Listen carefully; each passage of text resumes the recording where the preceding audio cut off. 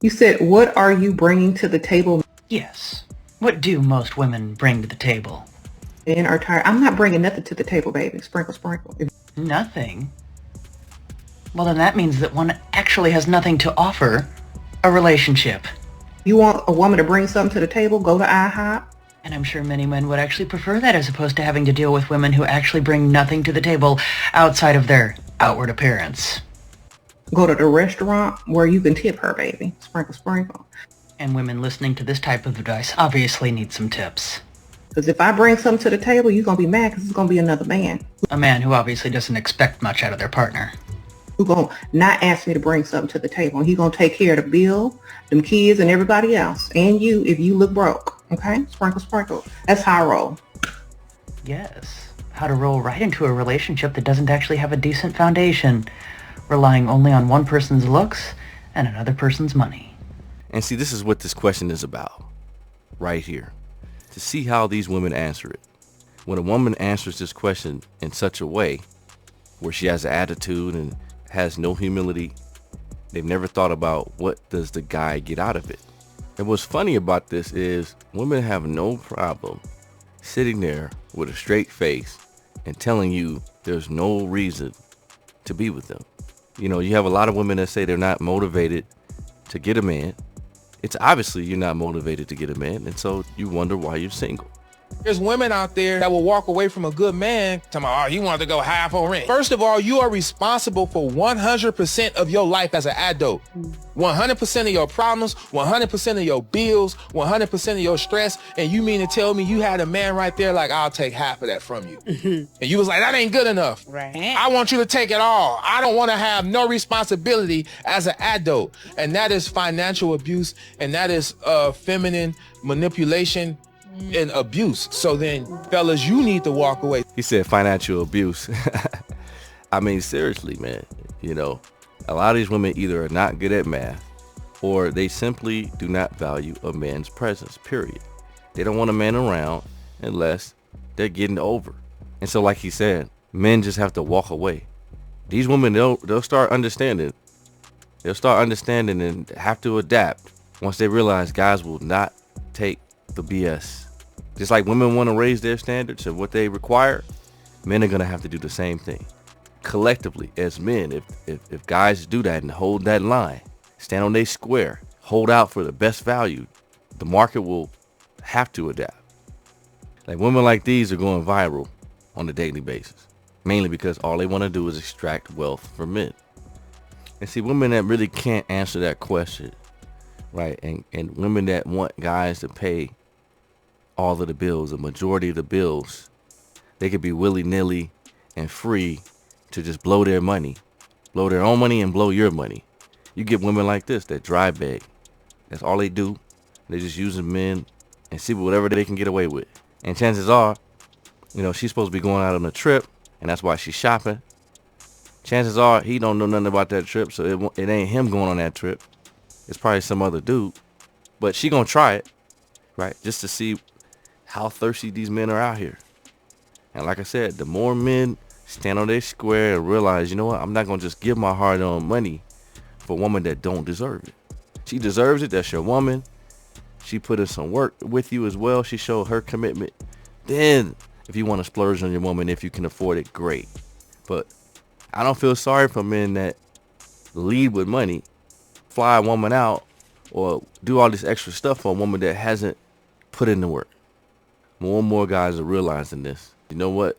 I got some bread, but I'm going to go ahead. I'm going to spend bread on a woman that really would appreciate it and deserves it.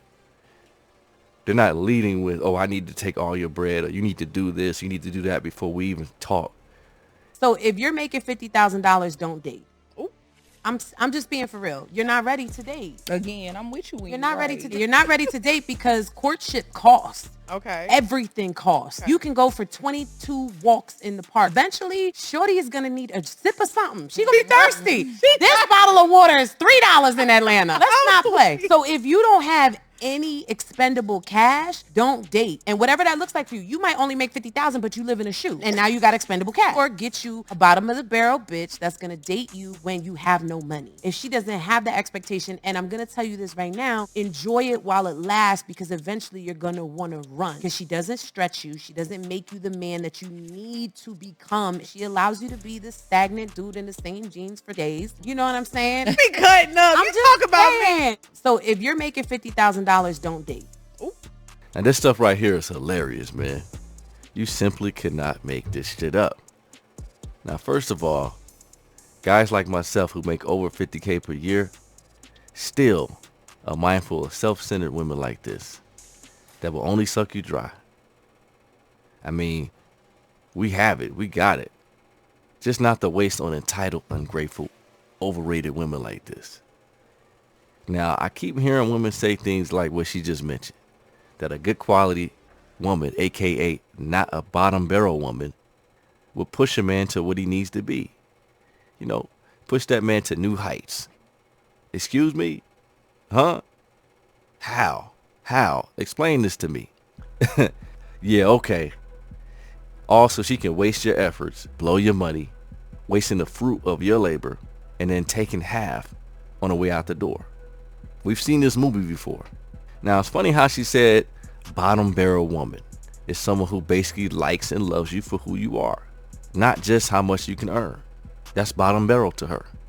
This is crazy because this is the reflection of just how far men and women are and how they see relationships. That disconnect is crazy.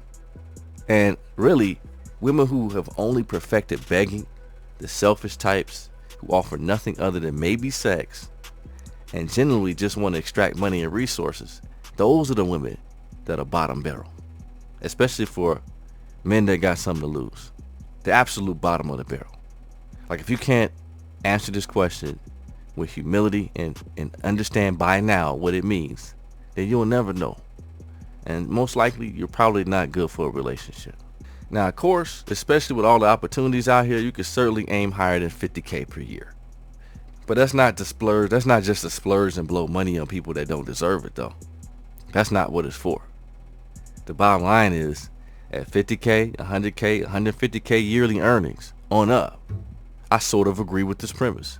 You should not date or court fake women that only want you for your money. And that's where the agreement stops.